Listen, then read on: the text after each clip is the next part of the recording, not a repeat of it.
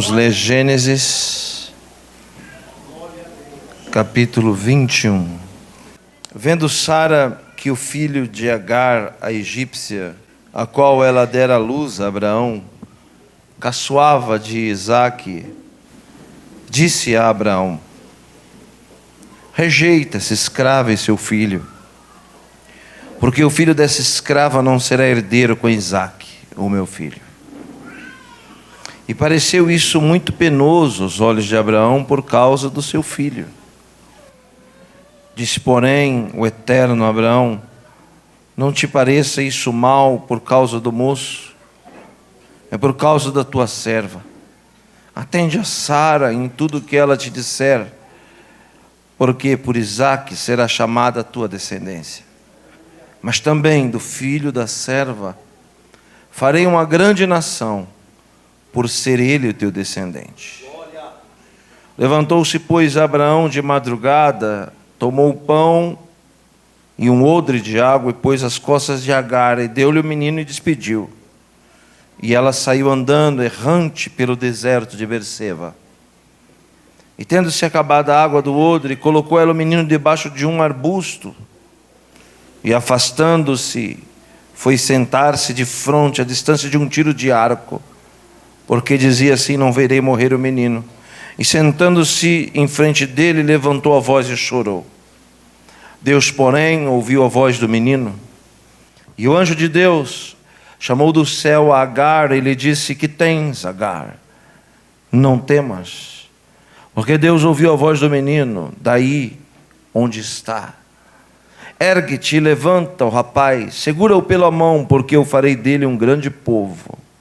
E abrindo-lhe Deus os olhos, viu ela um poço de água, e indo a ele, encheu a água de odre e deu de beber ao rapaz. E Deus estava com o menino, que cresceu, habitou no deserto e se tornou flecheiro. Habitou no deserto de Parã, e sua mãe o casou com uma mulher da terra do Egito. Só até aqui.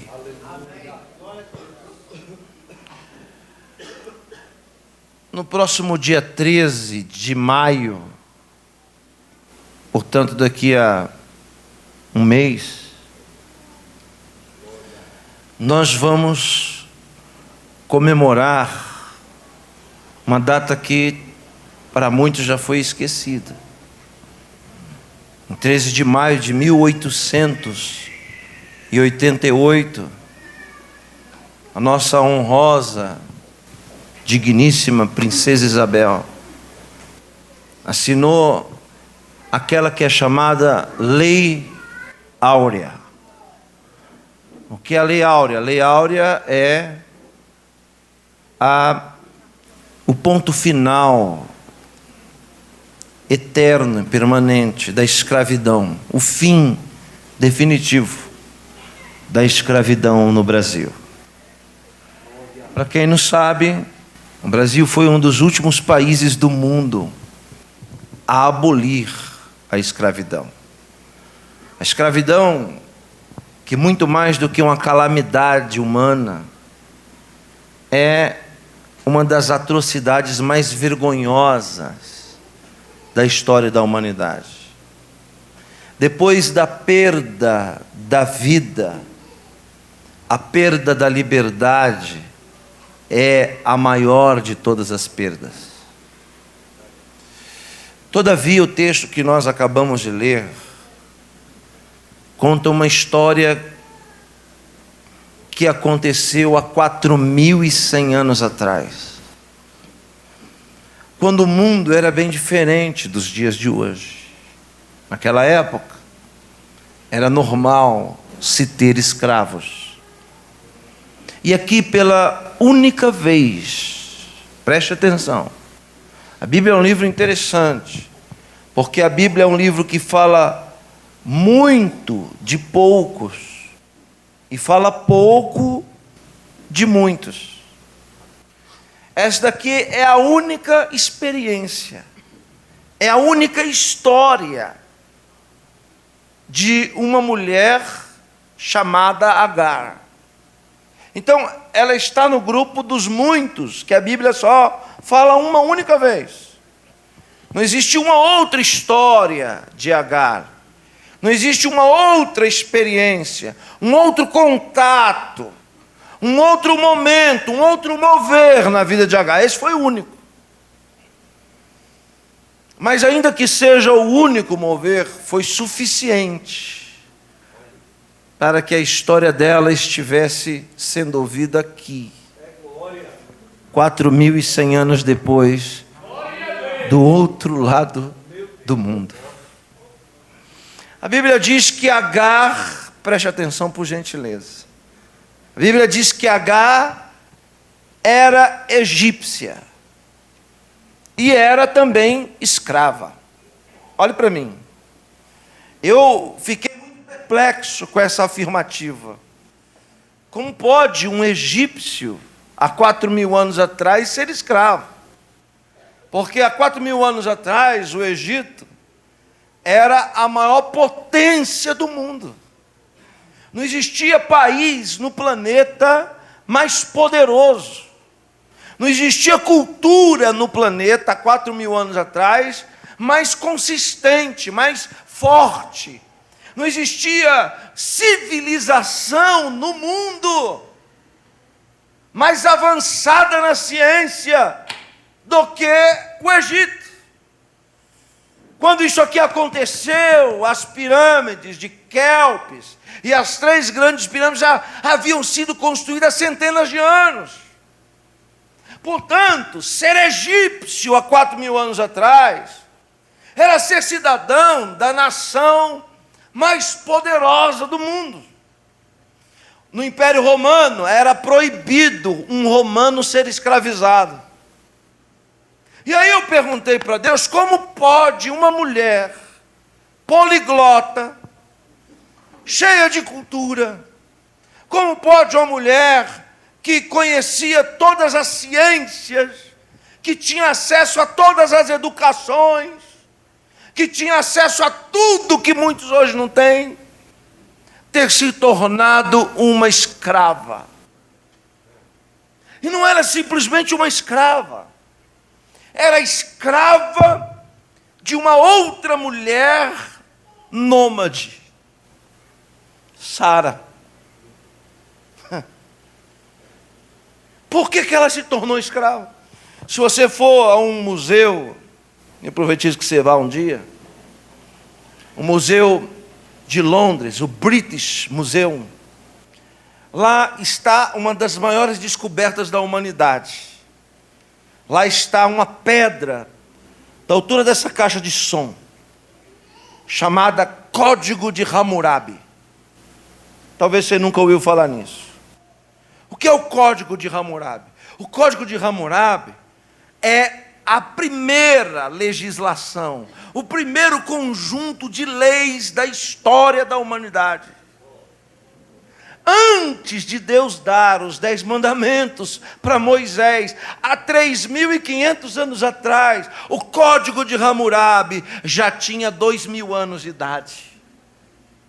Lá no Código de Hammurabi estava escrito uma lei que depois foi agregada à Bíblia Sagrada. E essa lei do Código de Hammurabi vai explicar por que uma mulher do tamanho, da grandeza de Agar se tornou escrava. Olha para mim, é simples. A lei do Código de Hammurabi, que o Egito seguia, a lei é para se aplicar o quê? A justiça. Eu estou explicando por que uma mulher do calibre de Agar não era analfabeta, Agar não era pobre, Agar não era qualquer pessoa. Como pode uma mulher dessa se tornar, com tanta graduação, escrava? E aí está a explicação. O Código de Hammurabi diz que quando um homem casado morre deixando dívidas, quem está me entendendo? Você vai ler isso depois no livro dos Reis. Quando o homem casado morre deixando dívidas, eles têm que pagar as dívidas com patrimônio. Se não tem patrimônio, quem vai pagar as dívidas são os filhos. Os filhos serão escravizados. Olhe para mim, quem está me entendendo? Então o credor chegou, disse: o seu marido morreu? Me paga. Eu não tenho dinheiro, então me dá a sua casa. Não, eu não tenho casa, eu não tenho patrimônio para dar, para pagar a dívida. Aí o credor disse: você tem o quê? Eu tenho filhos. Então os filhos são levados, são vendidos como escravos, e o dinheiro disso é para pagar a conta daquele homem que morreu. Quem entendeu, diga amém. Mas o Código de Leis ainda diz mais. Se o marido que morreu não deixou patrimônio, só deixou dívida, não deixou filho, quem vai ser escravizado é a esposa dele. Então, aqui está a resposta. Por que uma mulher com tantos diplomas se tornou escrava, foi vendida, deixou de ser uma cidadã da maior potência do mundo conhecido, para se tornar uma mercadoria? Agar deixou, ela perdeu a sua dignidade e foi vendida como uma mercadoria. Agora, olhe para mim, não era uma mercadoria qualquer, não. Porque quando Sará, a mulher de Abraão, viu Agar, foi examinar Agar, ela deve ter perguntado: quantas línguas a senhora fala, senhorita? A senhora é o quê? Ela disse: sou egípcia. Egípcia, fala quantas línguas? Falo 7. Conhece todos os costumes, todas as culturas. Você é letrado? Sou, sim, senhora. Sara vai em Abraão e diz: compra essa mulher para mim, porque eu quero que ela seja minha serva. Agar não foi comprada por Sara para carregar tijolo na rua, não. Não foi comprada por Sara. Ouça o que eu estou dizendo. Sara é nômade. Sabe o que é nômade? Nômade é alguém que não tem casa, não tem paradeira, habita em tenda. Olha aqui para mim o que eu estou dizendo. Sara olha para Abraão e diz: compra essa mulher para mim. Eu quero ela para ser minha serva. Mas não é para puxar água lá no poço. Mas não é para cuidar dos cabritos na rua, não. Eu quero que ela habite dentro da nossa tenda, porque eu quero aprender tudo o que ela sabe. Quando você, ainda que perca tudo, tenha algo que ninguém possa roubar de você, essa essência vai colocar você dentro da tenda, e não debaixo do sol causticante. O nome disso é conteúdo. Já fui 29 países do mundo, alguns 19 vezes. Pior coisa que pode existir é crente vazio, sem conteúdo. Porque quando é vazio, sem conteúdo, vai perder os dentes na esquina, carregando peso debaixo de chibata. Mas quando tem conteúdo, ainda que sofra, Deus o permita viver na sombra da tenda. Sará disse: eu quero essa mulher para mim. Eu quero que ela seja minha companheira dentro de casa. Ela não vai fazer trabalho de rua, não. Ela vai fazer trabalho dentro de casa. Vai cozinhar para mim, deve cozinhar bem, é egípcia. Tudo que ela faz deve ser com excelência. Eu quero ela para mim. Coloca Agar dentro de casa, preste atenção. A amizade, os laços entre Agar e Sara se fortalecem. E então um dia, Sara percebe que ela não pode dar um filho para Abraão. Então quem que ela recorre? A sua melhor amiga. Ela vira para Agar e diz: você é uma pessoa de confiança. Você é uma pessoa que eu tenho afeto, amor. Vai ser honroso para mim, Sara falando para Agar, que você se deite com meu marido, que ele coabite com você, e através de você, Agar, através do seu ventre, seja gerado um filho para mim. Agar se constrange, porque essa não é uma cultura egípcia. Deitar-se com outro homem para gerar um filho para outra mulher que não será dela, terá o sangue dela, mas não será propriedade dela. Para quem não sabe, mas se você sabe, não é problema relembrar.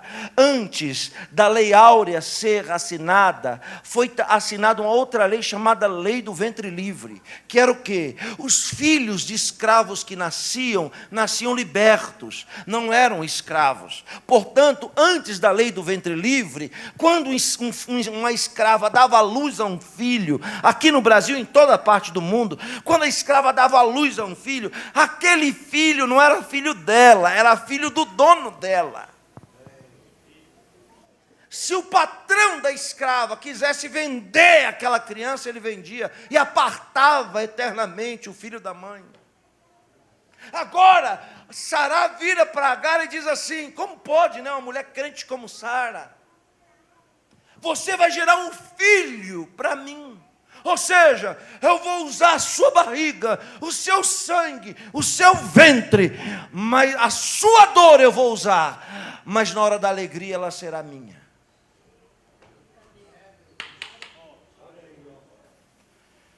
Agar não tem poder sobre ela mesma, porque ela é uma escrava. Agar não tem poder sobre o corpo dela, ela tem que dizer sim.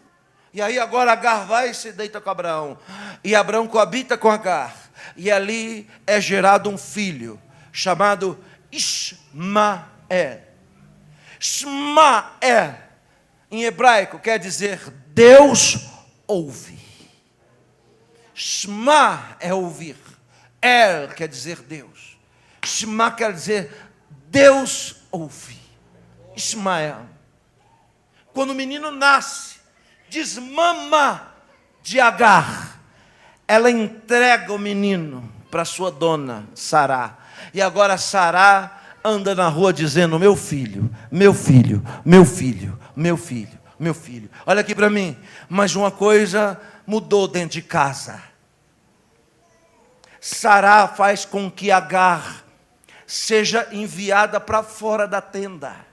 Por quê? Para que ela não crie vínculos amorosos com o menino. Para que o menino não cresça e um dia Agar na cozinha vire para Ismael e diz assim: ô Ismael, menino, vem cá, a sua mãe verdadeira sou eu.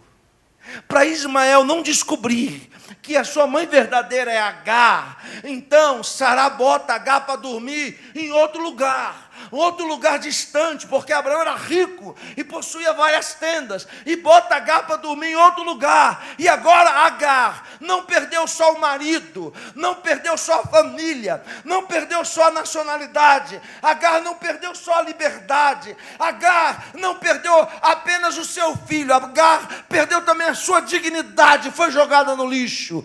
E Agar agora fica distante do menino, para nunca dizer para ele que Ismael é filho dela. Mas isso só dura 13 anos. Ismael já é um moço de 13 anos. Quando nasce a promessa, Deus disse para Abraão, disse: Ismael é seu filho, mas ainda será gerado de Sará aquele que chamarei a sua descendência. E com 94 anos de idade, Sará fica grávida de um homem de 99.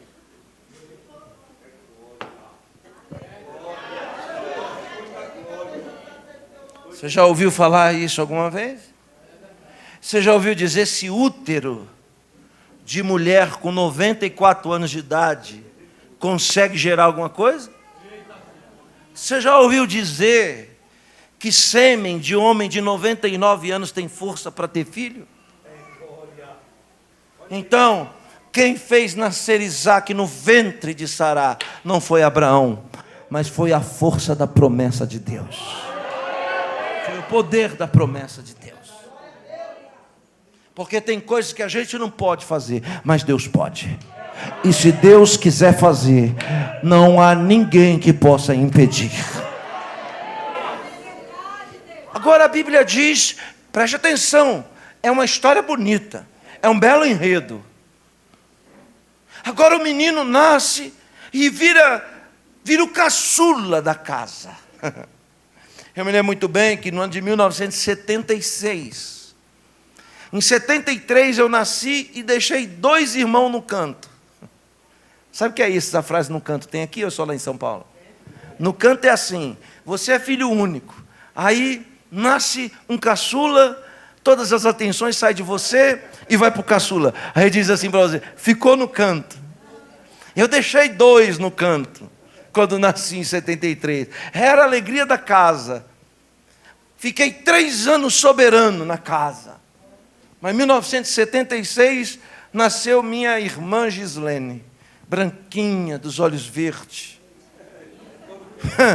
Aí você imagina quem foi para o canto.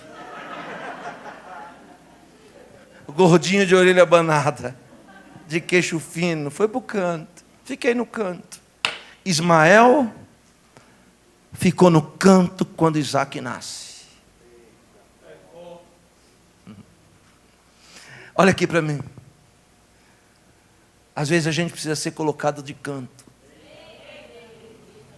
Porque se a gente estiver no meio dos refletores, Deus não vai fazer o que Ele tem que fazer. Eu vou dizer algo aqui da parte de Deus. Tem pessoas aqui que estão atrapalhando o trabalhar de Deus na sua própria vida.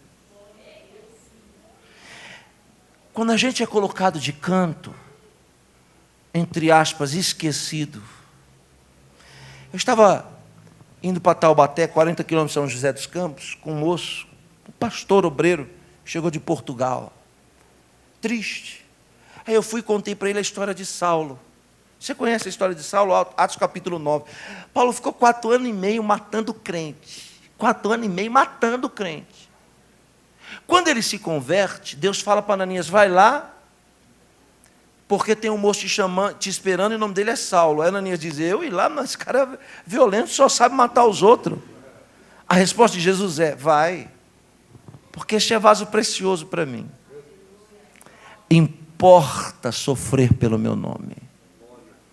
Ananias vai, põe a mão em Paulo assim, ó, e já sai correndo. Nunca mais Ananias e Paulo se viram.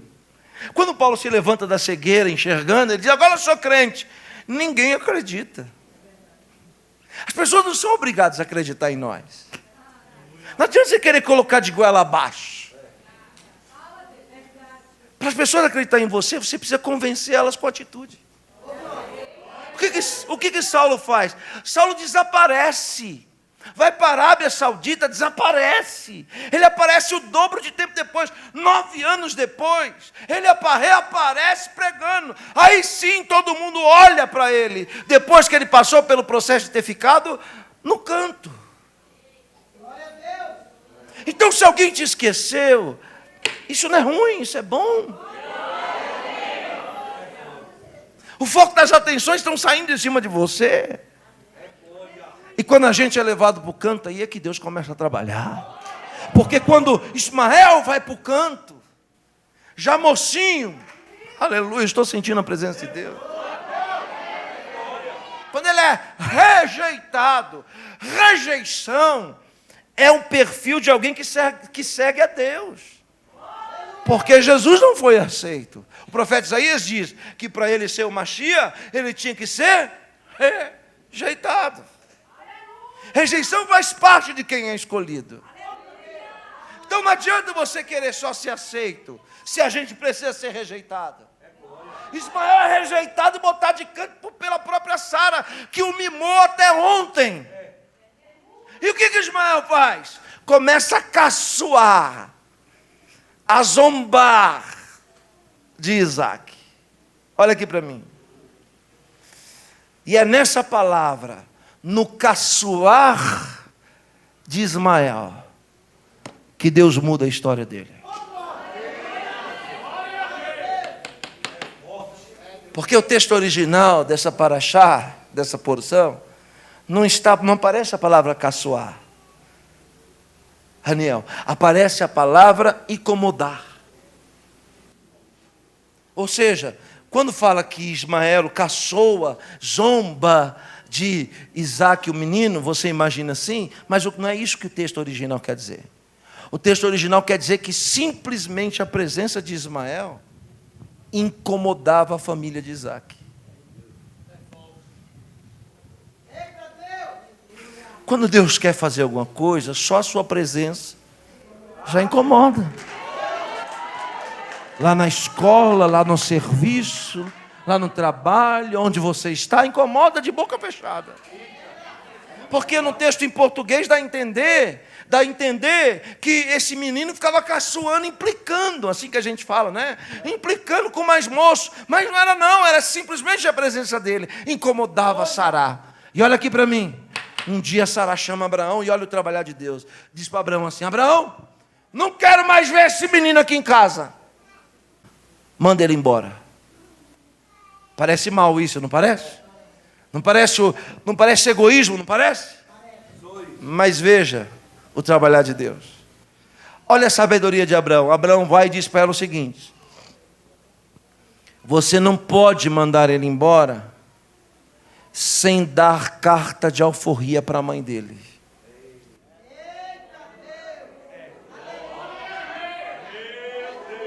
Para eu mandar o menino embora, eu tenho que mandar a mãe também. E para eles ir embora, Sara, são propriedade sua. Você tem que assinar a lei áurea. Você tem que assinar a carta de alforria e libertar eles. Alguém que estava condenado a morrer escravo, que está lá capinando lá do outro lado da horta, que perdeu o filho, perdeu tudo. Agora Sara olha e diz assim: então pode liberar eles, pode dar carta de alforria para eles, pode mandar eles embora. Aí o Senhor aparece à noite para Abraão e diz assim: Abraão, é de muito gosto para mim. Não fique pensando que isso é mal, isso é bom. Olha. Então isso quer dizer o quê? Que a vida pode ser vista sempre por um outro ângulo.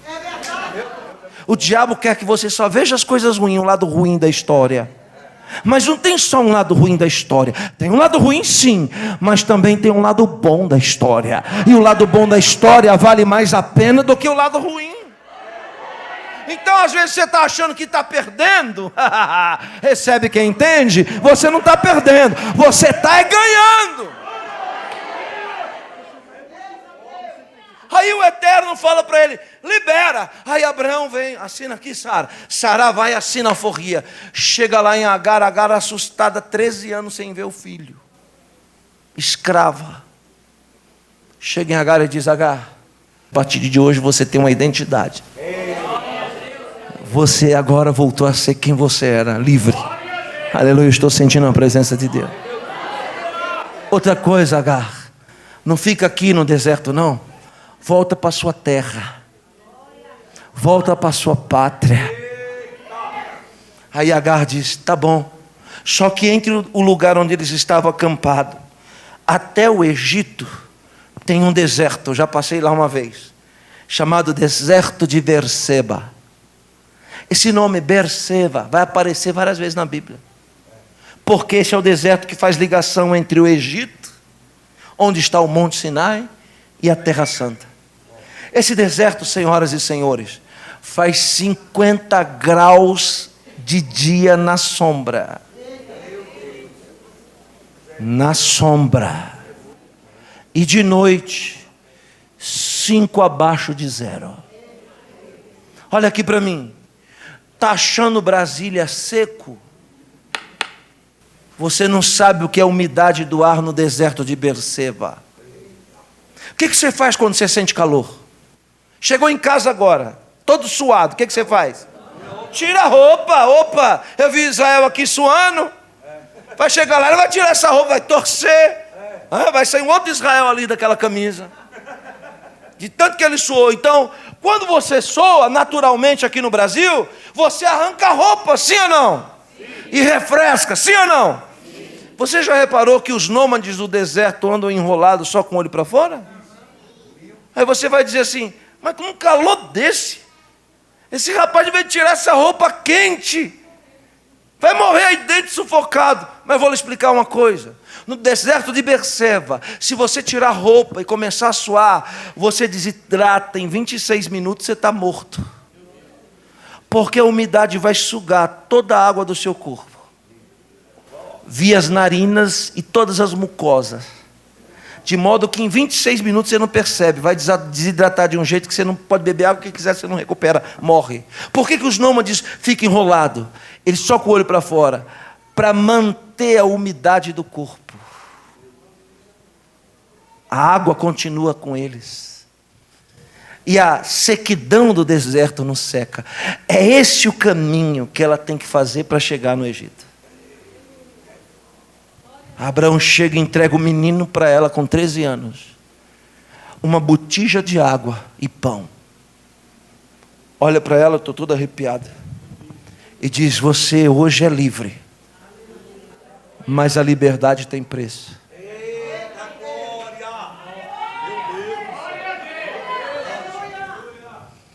Abraão diz para ela o seguinte, eu vou dizer o que diz o Talmud.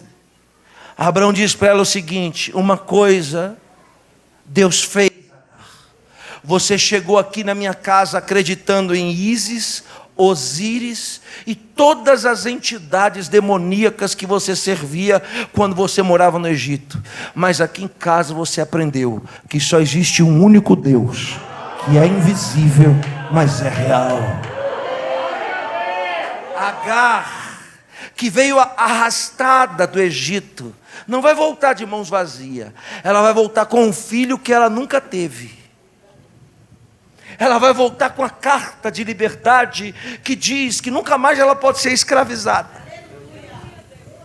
E mais do que isso, vai voltar, quando ela meteu o pé na fronteira do Egito, ela pega a documentação egípcia de novo e se torna egípcia novamente. Mas tem um detalhe, para isso ela vai ter que atravessar o deserto. 50 graus na sombra. O deserto de Berseba. O que ela tem? Um menino de 13 anos numa mão, uma botija de água na outra e um pedaço de pão. Abraão diz, o caminho é esse. Ela parte. Quando ela bota o pé em Berseba, que ela sente a sequidão do ar, o menino grita o quê? Tô com. Ela puxa a botija d'água e diz, bebe água. O menino, ó, prá, bebe água. Anda mais um pouco, a sequidão do ar vai evaporando o suor do menino. O menino vai e diz, quero água. Ela vai, pum, água de novo. Água de novo. Água de novo. Olha para mim. Ela entrou dentro do deserto e andou 10 quilômetros e a água acabou. Irmão, da onde ela estava para onde ela tinha que chegar, são 120 quilômetros. Quando deu 10 quilômetros, a água acaba. O menino diz, mãe, eu quero água. Ela diz, não tem água, só tem pão. Não, mas eu estou com sede. O menino vai desidratando e diz, vou morrer. O que Agar faz? Deus foi injusto comigo. Por quê? Porque Deus fez a obra pela metade. Não era melhor eu morrer lá na terra de onde Abraão estava? Não era melhor o meu filho ficar sendo humilhado lá? Mas pelo menos estava lá. Agora o Senhor nos tira dessa comodidade e nos leva para esse deserto para nos morrer, para a gente morrer. Quando ela olha, ela vê uma árvore que só dá em Berseba. Berseba não tem nada, irmãos, é só pedra. E no meio do nada ela olha e vê uma árvore chamada zimbro. Essa árvore, ela é dessa alturinha aqui, ó, e cheia de espinho, espinhosa. Quando ela olha o zimbro, ela vê que embaixo do zimbro tem uma rodela de sombra. Ela pega o menino que se arrasta, joga debaixo do zimbro e pensa, vou largar o menino aqui debaixo desse espinheiro, na distância de um tiro de arco. Ela se retira debaixo do sol quente, se assenta numa pedra. Olha aí, ó. Eu não sei se vocês entendem de Bíblia, mas vou tentar fazer você entender o que é genealogia. Abraão gerou Isaac. Isaac gerou a Jacó. Jacó gerou a José. Essa é a genealogia dos patriarcas. Então Jacó é o quê? É neto de Abraão. Esse Abraão que eu estou pregando. Quem entendeu, diga amém. Amém. Sem há 120 anos depois desse fato, é no mesmo deserto de Berseba que Jacó está atravessando e o anjo aparece para ele. É no mesmo. Agora, numa pedra, ela senta na distância de um tiro de arco, olha o menino lá debaixo do zimbro e começa a chorar, dizendo: eu vou ficar aqui para não ver o menino desfalecer e dar o último suspiro. Quando ela levanta os olhos, um anjo de Deus do lado dela. Olha para ela e diz o seguinte: o menino não vai morrer porque ele tem promessa. Só a pastora Adriana entendeu o que eu falei, mas eu vou dizer, vou dar uma chance para o povo de novo. Eu estou dizendo que quem tem promessa não morre antes do tempo. Quem tem promessa não morre antes de ver essas promessas se cumprir na sua vida. O anjo toca nela e diz: pode levantar e enxugar lágrima, porque o menino não morre debaixo do zimbro. Aí o anjo diz assim: Deus tem ainda uma obra grande para fazer na vida desse menino. Abriu os olhos de Agar. Quando ela olhou, imagina, irmão, ela viu a árvore desse tamanho, mas não viu um poço de água desse, do lado do zimbro. O anjo do Senhor disse: vai, tira água, dá para o menino. E olha aqui para mim, não é exagero do pregador, é a única água que eles bebem nos 120 quilômetros. A água que o anjo deu. A Bíblia diz que ela deu água para o menino. Ele se fortaleceu, atravessaram o deserto de Berseba, chegaram no Egito. Olha como o texto termina.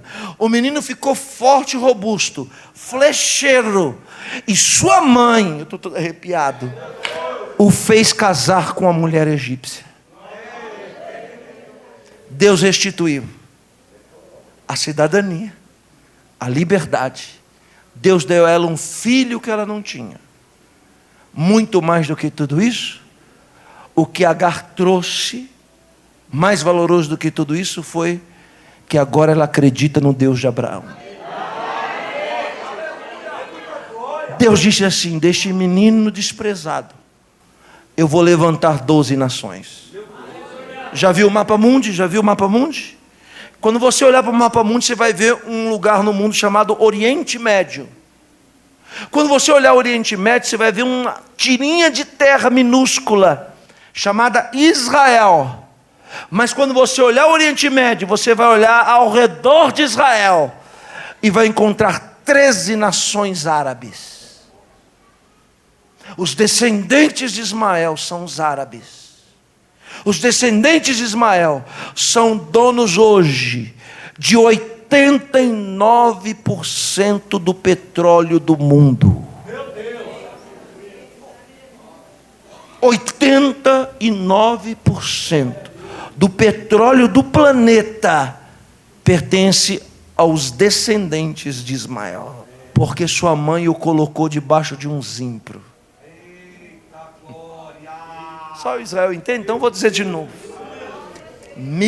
Faz conta, 1750 anos depois, 1750 anos depois de Ismael, o rei de Israel se casa com uma mulher chamada Jezabel. E essa Jezabel faz uma promessa para o profeta de Deus chamado Elias. Ela diz para Elias: pode fugir que eu vou te matar. Elias se levanta, diz a Bíblia Sagrada no livro dos Reis, e diz: eu vou fugir para Horebe. Horebe aonde? No Egito. O que Elias pensa? Eu vou fugir de Jezabel, me escondendo nas montanhas do Egito. Só que do lugar onde Elias estava para o lugar que ele queria fugir, tinha um deserto chamado deserto de Berseba. 1750 anos depois de Ismael, o profeta Elias foge pelo mesmo deserto, pedindo a morte. Quando Elias começa a desidratar, na cilada de Berseba, no calor de Berseba, Elias olha e vê o quê? Um pé de zimbro, um espinheiro. O que Elias pensa? Vou deitar debaixo do espinheiro e vou morrer. Mas quando Elias deita debaixo do espinheiro, o anjo da água volta a aparecer de novo. Toca no profeta Elias, eu estou todo arrepiado, e diz: Elias, levanta, come deste pão, bebe desta água, longa é a sua jornada, caminharás 40 dias e 40 noites, e não vai precisar mais beber água quando você tomar essa água aqui.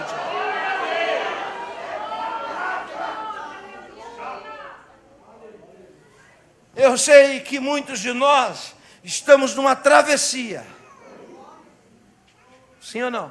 Sim. Nós saímos de um lugar, nós saímos de uma fase, nós saímos de uma condição, estamos em busca de algo melhor. Muitos de vocês eram escravos. Jesus veio e deu alforria. Vocês estão carregando essa alforria com vocês, que diz que nunca mais vocês serão escravos de novo. Muitos de vocês eram estéreis, agora não são mais. Mas de onde Deus tirou você? Você sabe de onde foi? Deus não deixou você trazer muita coisa. Tem gente que quer se converter, mas quer trazer a bagagem do mundo com ele. Não, tem que deixar tudo para trás. E não é muita coisa que vem. E até a pouca coisa que vem se perde no deserto, se perde no caminho. Por isso que o empresário que era rico, quando converte, quebra para começar de novo.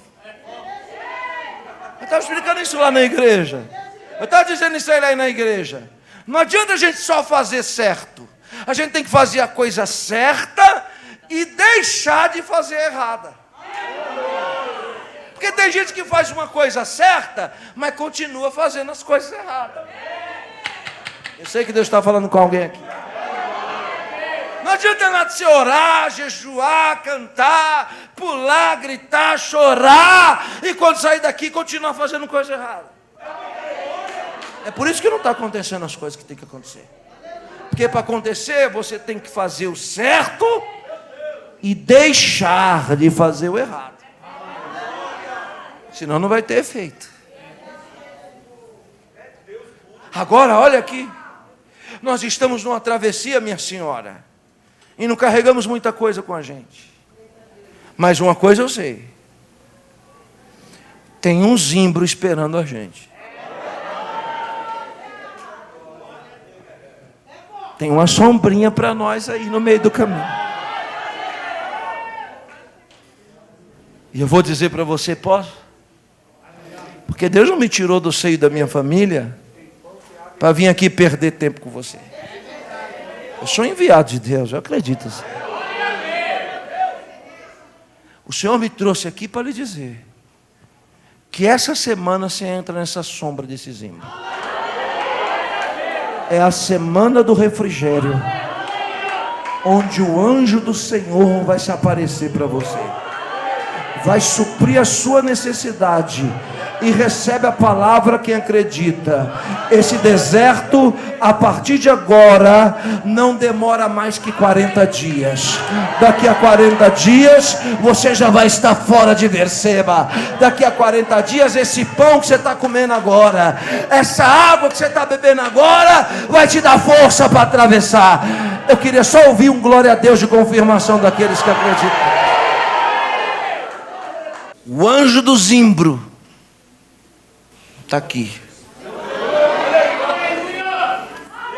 Tocou em Elias e disse para Elias: come desse pão, foi eu que fiz.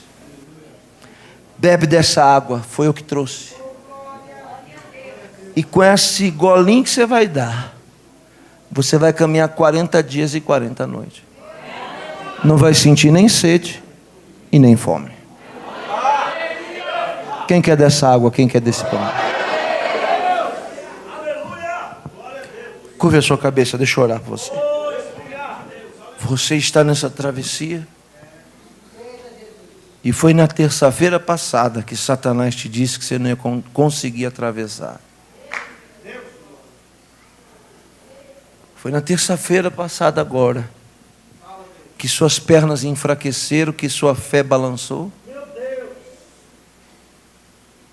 Quando chegou o exame do médico, quando chegou a notícia, quando chegou a resposta, quando bateu a tristeza, o desânimo, e a depressão invadiu o seu coração.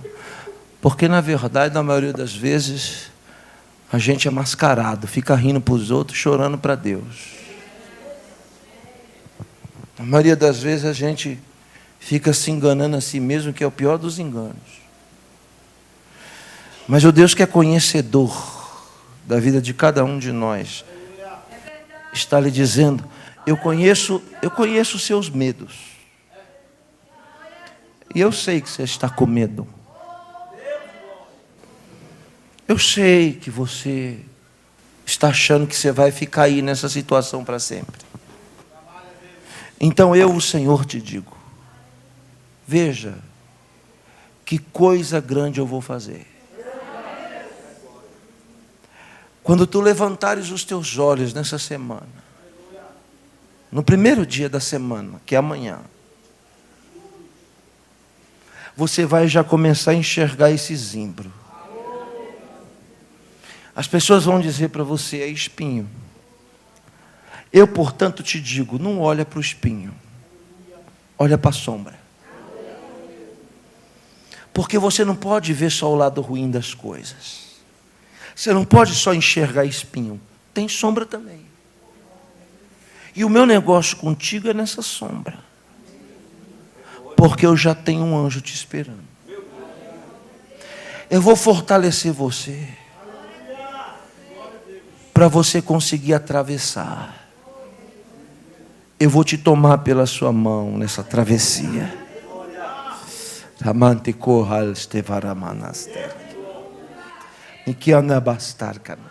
Eu vou te fortalecer de tamanha grandeza que você não vai sentir mais falta. É com letras garrafais: não vai sentir mais falta. E eu não sei do que você sente falta. Tem pessoas aqui que estão sentindo falta. O Senhor diz: eu vou preencher o seu coração e você não vai sentir mais falta. E te digo mais, te ponho hoje um prazo. Em 40 dias os seus pés estão no Horebe. Em 40 dias Jezabel não te mata, e nem você morre no caminho com a promessa debaixo do braço. Eu, Senhor, vou cumprir tudo que eu te prometi. Eu, Senhor, vou cumprir tudo que eu te falei, tudo que eu te disse. Eu, Senhor, vou mostrar que existe uma bagagem dentro de você, chamada essência. Eu que te tirei dos deuses que você servia, e hoje estou entronizado na sua vida. Essa é a sua essência. E é porque tu me adora, e é porque tu me ama, que eu não vou deixar você morrer nesse deserto. Deus santo e bendito e clemente, misericordioso, justo, compassivo e bom Deus longânimo, que visita a iniquidade dos pais nos filhos até a terceira e quarta geração daqueles que te aborrecem. Mas tu és o Deus clemente e misericordioso até 1000 gerações daqueles que te amam. Abençoa essa casa de oração, os anjos dessa igreja que serve a água para esse povo. Ó Senhor, fortalece essa caravana de pessoas nessa travessia árdua por esse deserto. Não os deixe perder o ânimo. Os faça enxergar ainda esses dias este pequeno arbusto que é um demarcador de fronteira, que é a mudança de uma fase no meio do deserto. A água que a gente precisa está lá. A água que o anjo dá e que nos dá, nunca mais nos dá sede, e nos faz atravessar 40 dias sem beber água, sem sentir falta. Esta mulher não vai mais sentir falta do que ela está sentindo. Este homem não vai mais sentir falta do que ele está sentindo. Eu peço, Senhor, a tua bênção sobre a vida deste povo nessa noite, para a glória do seu nome, e que todos digam amém. Olha para quem está perto de você.